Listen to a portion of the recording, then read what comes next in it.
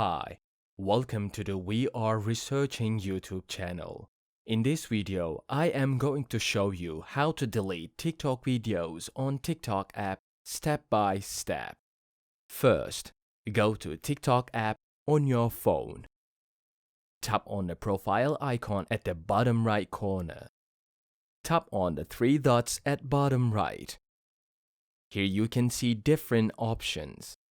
To delete the video, swipe right and tap on Delete button. Tap on the Delete button again. Thus, the process of deleting TikTok videos on TikTok app has been completed. I hope you enjoyed the video.